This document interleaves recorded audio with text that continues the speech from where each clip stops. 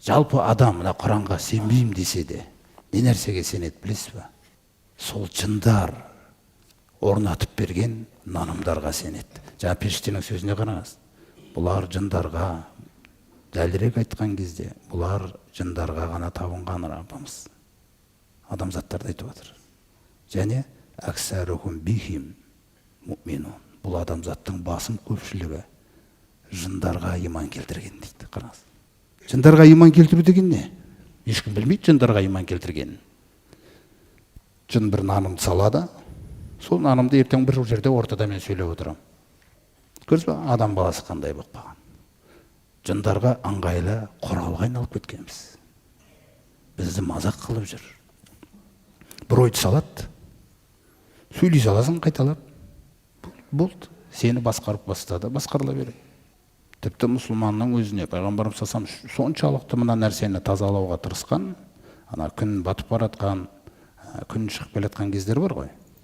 Сол кездерде пайғамбарымыз салам сол кезде намаз оқымаңдар деген нәрсесінің өзінде нені көздеген пайғамбарымыз салам ғайыпты біледі. Оған ашылған ғайыпта шайтан дәл уақытта сол күн шығатын, бататын жерде екі мүйізінің арасына өзінше бүйтіп қойған сияқты болып тұрады екен сол жерде. Сол кезде мұсылман, біз сол кезде намаз оқпасақ, макрух уақыт. Ол бір маған да бір еңкегендей болдың ғой деген нәрсе алады екен. Мұсылманнан ең алатын нәрсе осы екен. Осы нәрсенің өзін пайғамбарымыз не істемекші болып тұр? Осы мүмкіндікке дейін бермеңдер оған. Ал біз оған көп мүмкіндіктер берудеміз бүгін. Өйткені біз бүгін жаңағы күнге, айға, тағы да неше түрлі нәрселерге табынғандардың мәдениеттерінен талай нәрсе жұқтырып алған мұсылмандармыз біз. Олай болса, біздің кейбір мәселелерде шайтан да бізге басшылық қылып жүр. Тіпті жер бетіндегі талақтардың басым көпшілігі шайтанның басшылығымен шешілген талақтар. Олар Алла рұқсат еткен дұрыс ақылмен шешілген талақтар емес. Сондықтан біз сол тұрғыдан біз жеңілдік ібіліске. Мына мұсылмандар біздер жеңілдік. Бізде өйткені көп талақ деген мәселе.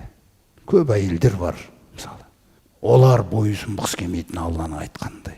Көп ерлер бар, Алланың айтқанымен дұрыс жүрмейді дегендей нәрселер. Отбасыларда көп проблемалар бар.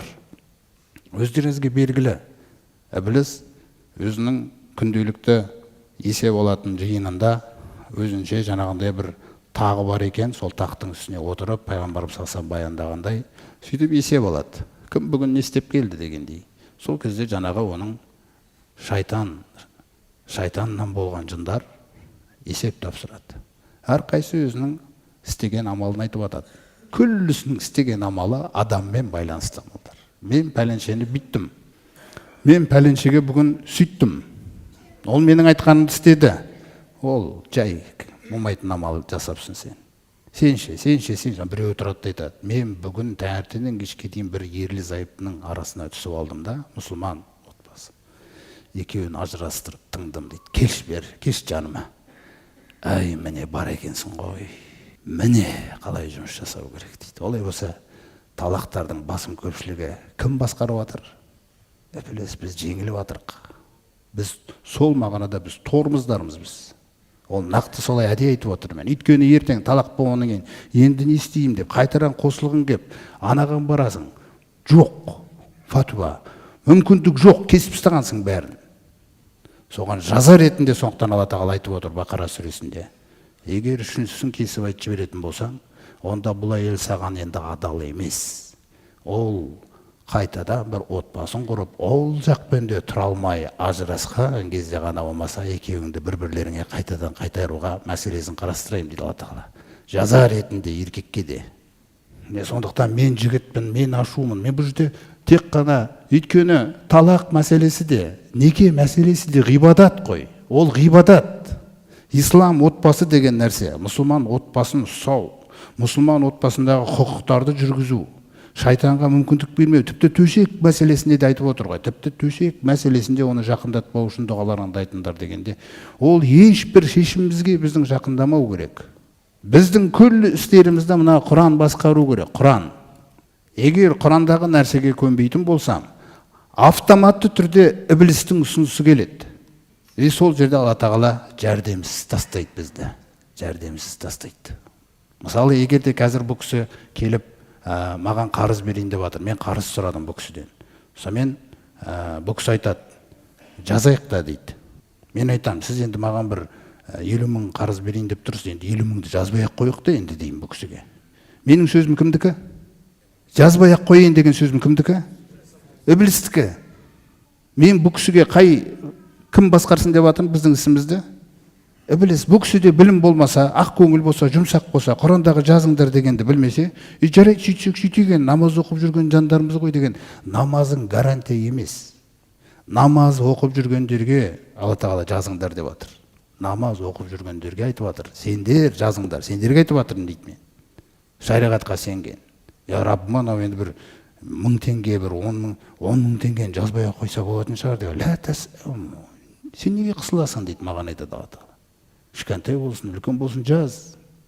Менен артық білесің ба деп отыр ғой Алла тағала. Мен сенің нәпсі екеніңді білемін. Ертең бере алмайтын күні сенің мүлде басқаша сөйлеп кететініңді білемін. Сен менен қорықпайды кетіп қалатыныңды білемін сенің. Соттаса соттай берсін мені деп сөйлейтін өзіңше жаңағы бір сасық батырлығыңды да білемін.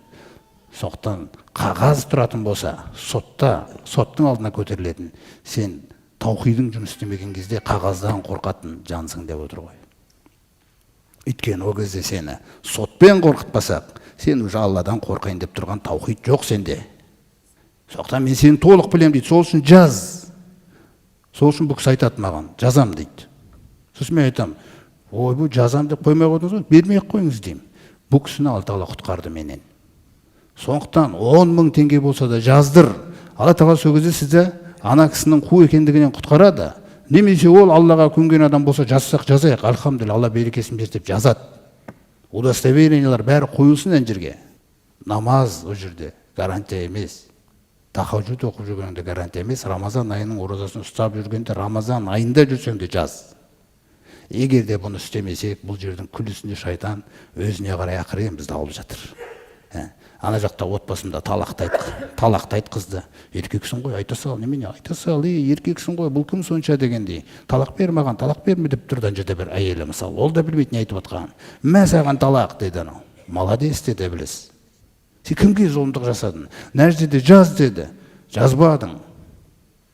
Сосын жүрмін мен. Уже 1 жыл болды. Анау маған қарызды қайтармайды ол. Аталы айтады, ренжіме дейді, ренжіме, қағаз жоқ. Жазылмаған, ренжіме, тауқыметіңді көтер. Қандай мәселелер бар. Өсек айтпа, жәннатқа, өсексіз жәннатқа кірмейді деді. Бардым да бұл кісі мына кісі екеуі жақсы дос болып жүреді. Өсек айттым екеуінің арасында. Қазір екеуі бір-бірін жек көреді. Жалғыз жаңағы аналар Алладан өзге нәрселерге табынып жатса, біз Аллаға ғана табынсақ та, көптеген істерімізде ібліске басқартып қойғанбыз біз. Сондықтан Алла Тағала, я айюхаллазина аману дхулу фиссилми каффа. Қараңызшы, жалғыз ғибадатта ғана емес, өміріңнің күллі ісіңде исламға кір деп жатыр. Қараңыз, Бақара сүресінде. Ей иман келтіргендер деп жатыр бізге. Сендер толық кірген жоқсыңдар әлі. Сендердің көп тірліктеріңді біліс басқарып жүр. Сол біліс басқармай, Құран толығымен басқару үшін удхулу фиссилми каффатан. Толық кіріңдер исламға. Күллі мәселелеріңді исламның басшылығына қарай беріңдер. Көрдіңіз ба? Әйтпесе не болады? Қаншалықты кірсең, соншалықты исламдасың.